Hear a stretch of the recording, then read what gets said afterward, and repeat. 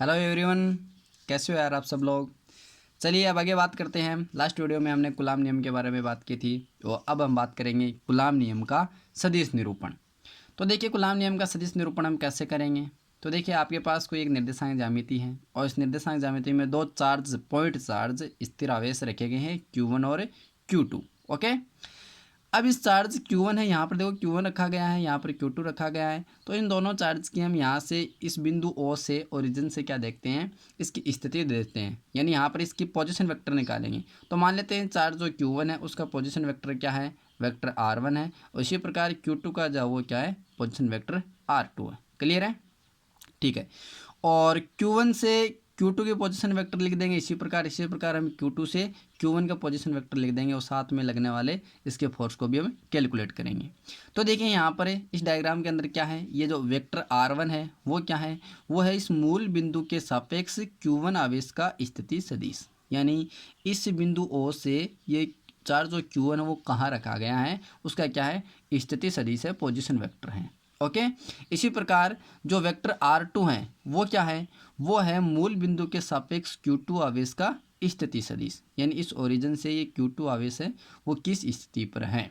ठीक है, इसी प्रकार वेक्टर R21 है, ये जो वेक्टर R2 है ना वो क्या है, वो है Q1 आवेश के सापेक्ष Q2 आवेश का स्थिति सदिश, Q1 आवेश का Q1 आवेश के सापेक्ष Q2 आवेश का स्थिति सदिश।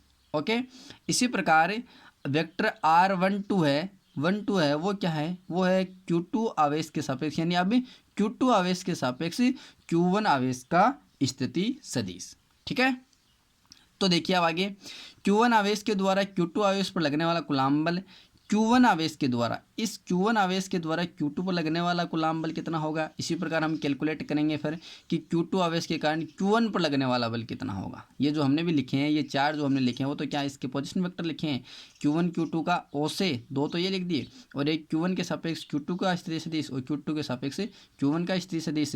फिर क्या कैलकुलेट करेंगे हम कि Q1 के कारण Q2 पर लगने वाला कूलाम बल और Q2 के कारण लगने वाला Q1 पर कूलाम बल। ओके, तो देखिए चार्ज जो Q1 है वो Q2 के कारण जो चार्ज Q1 है वो Q1 आवेश के द्वारा Q2 आवेश पर लगने वाला कूलाम बल कितना होगा, तो हम सिंपली उसको लिखेंगे वेक्टर F21 इक्वल्स टू के, भाई कूलाम नियम हमने पढ़ा था, क्या पढ़ा था, के Q1 Q2 upon R square, और यहाँ पर R हमने पढ़ा था, जो पोजिशन वेक्टर देखा था वो क्या था, वो था वेक्टर R21, तो R स्क्वायर की जगह क्या लिख देंगे, R21 का स्क्वायर। ठीक है, और इसी प्रकार यहाँ लिख देंगे यहाँ पर एकांक सदिश एक unit vector or vector or एकांक सदिश और 2 1। ठीक है, इसी प्रकार हम कैलकुलेट करेंगे कि Q2 आवेश के द्वारा Q1 आवेश पर लगने वाला कूलाम बल कितना होता है। यानी अब सबसे पहले तो हमने क्या निकाला था, Q1 आवेश के कारण Q2 पर, अब निकाल लेंगे Q2 आवेश के द्वारा Q1 पर आवेश पर लगने वाला कूलाम बल। तो इसको हम सिंपली क्या लिखेंगे, वेक्टर F12 इक्वल्स टू क्या हो जाएगा हमारा के Q1 Q2 अपॉन में क्या आता है R स्क्वायर, और R यहाँ पर डिस्टेंस क्या लिखेंगे, वेक्टर R12 इसका स्क्वायर आ जाएगा, और साथ में हम क्या लिख देंगे, इसका एकांक सदिश 12। ठीक है, समीकरण 1 में देखिए आप, समीकरण 1 में R21 का मान ज्ञात करने के लिए समीकरण 1 इसी प्रकार हम R21 का ज्ञात करेंगे, इसी प्रकार हमें R12 का भी याद कर लेंगे। ठीक है, तो यहाँ पर देखो R21 और R12 का मान क्या कैसे निकालेंगे, तो आपने 11th क्लास में पढ़ा होगा त्रिभुज सदिश नियम। ठीक है, त्रिभुज सदिश नियम क्या होता है, यहाँ पर दो चार्ज मान लो Q1 Q2, यहाँ बिंदु O से देखेंगे तो ये इसका स्थिति सदिश R1 है और इसकी R2 है, और ये इसके बीच की जो स्थिति सदिश है वो कितना लिख देंगे, R21 लिख देंगे। तो त्रिभुज सदिश नियम क्या होता है कि R2, ये जो आपका R2 है वो इक्वल्स टू क्या होता है, R1 vector R1 plus vector R21 की। ठीक है, हमें तो वैल्यू किसकी चाहिए, हमें तो वैल्यू चाहिए वेक्टर R21 की, तो इसको हम इधर ले जाएंगे, R1 को ही हो जाएगा माइनस का, तो हम सिंपली लिख देंगे कि vector R21 equals to vector R2 minus vector R1, इसको दे देंगे इक्वेशन नंबर 3। इसी प्रकार समीकरण 2 में भी हम याद कर लेंगे वही त्रिभुज सदिश नियम से, तो उसमें भी वही होगा सेम ही। ठीक है, इसमें अब R21 की जगह क्या लिखेंगे, R12 लिखेंगे, तो यहाँ त्रिभुज सदिश नियम से क्या हो जाएगा, vector R1 equals to vector R2 plus vector R12। Okay, दिखाई दे रहा है, ये हो जाएगा। ये हमने किसकी वैल्यू निकाल ली, ये हमने वैल्यू निकाल ली है वेक्टर R21 की और वेक्टर 12 की। ठीक है, तो ये आर वेक्टर 1 2 इक्वल्स टू क्या हो जाएगा, R1 माइनस R2 हो जाएगा। ठीक है, तो समीकरण 3 और 4 का मान समीकरण कहाँ में रख देंगे, 1 और 2 में पुट कर देंगे।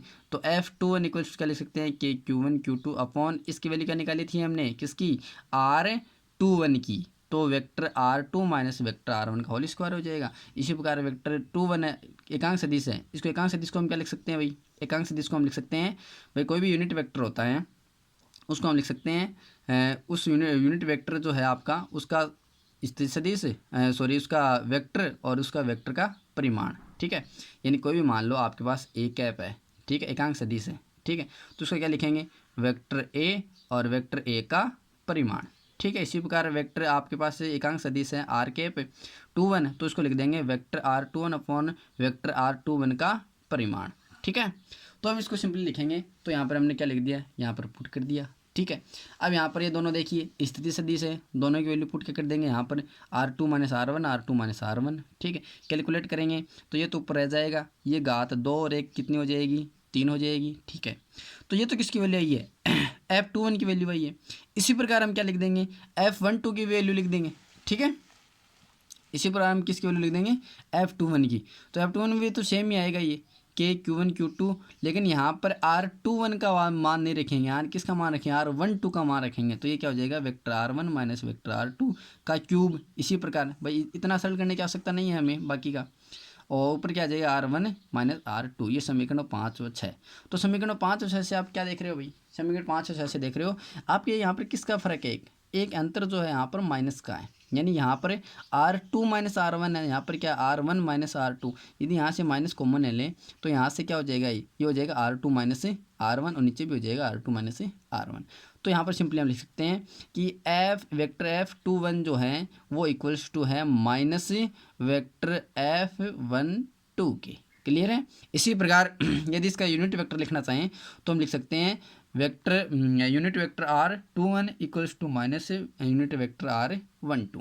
ठीक है, यही क्या कहलाता है, आपका कुलाम नियम का सदिश निरूपण कहलाता है। तो आपको करना क्या है, आपको सिंपली एक डायग्राम ड्रॉ करना है, उस डायग्राम में आपको कुछ पोजीशन वेक्टर मानने हैं, उसमें आपको बता देना है कि पोजीशन वेक्टर कौन कौन से हैं। फिर आपको क्या करना है कि Q1 के कारण Q2 पर कितना कुलाम लग रहा है और Q2 के कारण Q1 पर कितना लग रहा है।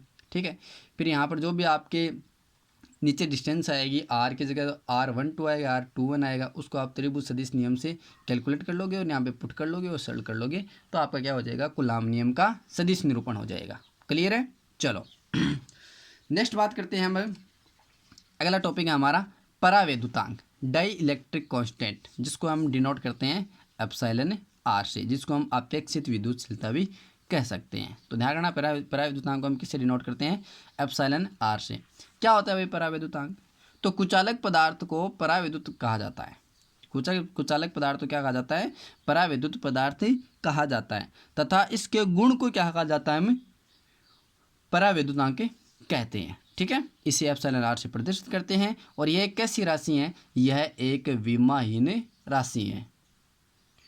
अब हम कुछ मोस्ट देखेंगे कि किन किन पदार्थों का परावैद्युत कितना होता है।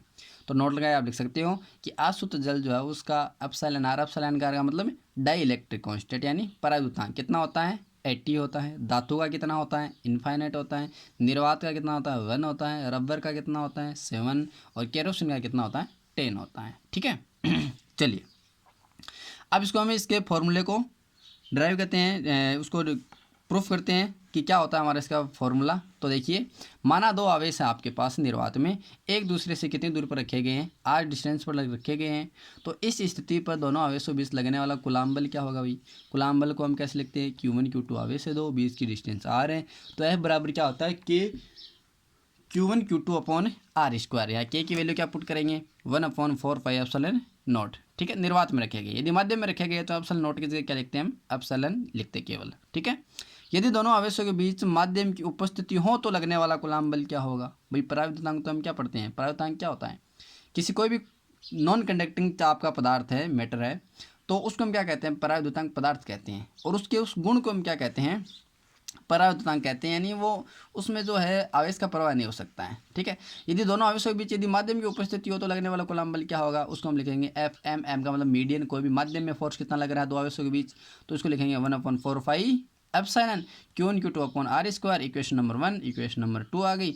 आप क्या कर देंगे, इक्वेशन नंबर 1 में 2 का क्या लगा देंगे, भाग लगा देंगे। तो क्या बन जाएगा, F upon F median equals to 1/4 pi epsilon not Q1 Q2 r square upon 1/4 pi epsilon Q1 Q2 upon r square. Clear है।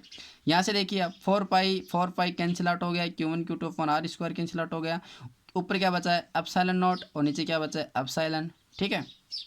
तो यहाँ पर देखिए ऊपर बचा है 1/एप्सिलॉन नॉट और नीचे बचा 1/एप्सिलॉन। तो यहाँ पर देखो एप्सिलॉन नॉट नहीं है, केवल ये एप्सिलॉन है। ठीक है।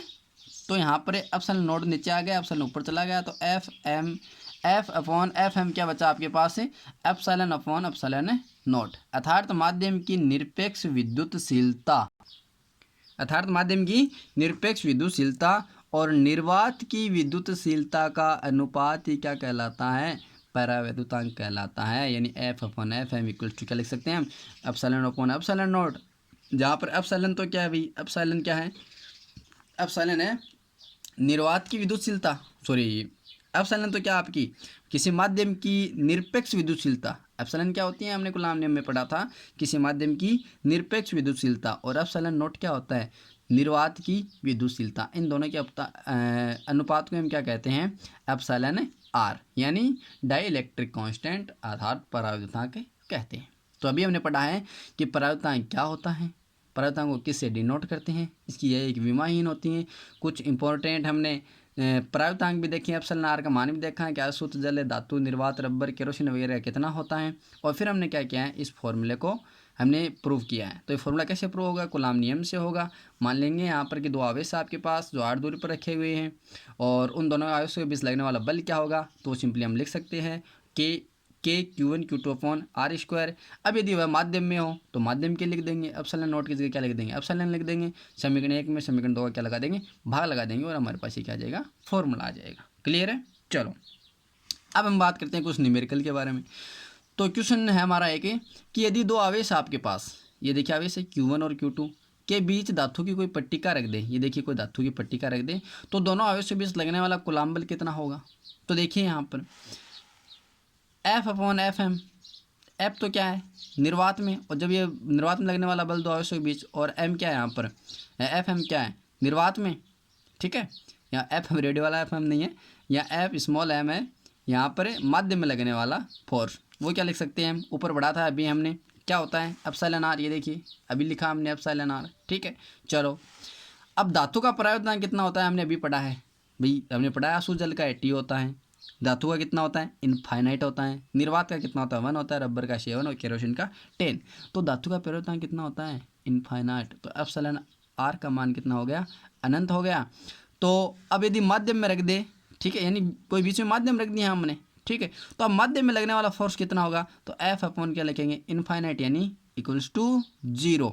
अर्थात आवेशों के बीच लगने वाला कूलाम बल क्या हो जाएगा, कम हो जाएगा। क्लियर है। तो ये आ गया आपका पहला न्यूमेरिकल। आज आपके लिए दूसरा न्यूमेरिकल हम दे रहे हैं, आपको सरल नहीं करके देंगे, आप खुद करोगे, कमेंट करके बताओगे। क्वेश्चन आपके लिए है कि निर्वात में रखें दो बिंदुवत आवेशों के मध्य बल 18 न्यूटन है। यदि 1 mm मोटाई तथा 6 परावैद्युतांक कांच की एक पट्टिका इन आवेशों के मध्य रख दी जाए तो लगने वाला बल क्या होगा। काम में क्या लेना है, काम में लेना है आपको कूलाम नियम और F upon F m equals to epsilon r, यानी परावैद्युतांक का फॉर्मूला काम में लेना है। तो ये क्वेश्चन सोल्व कीजिएगा और इसके आंसर जो है कमेंट बॉक्स में ज़रूर लिखिएगा, और बताइएगा साथ में भी कि आपको वीडियो कैसा लगा। तो अपने दोस्तों के साथ शेयर करें, लाइक करें, चैनल को सब्सक्राइब करें। हंसते रहिए, मुस्कुराते रहिए, ऐसे ही पढ़ते रहिए। चलिए टेक केयर, बाय, मिलते हैं नेक्स्ट वीडियो में।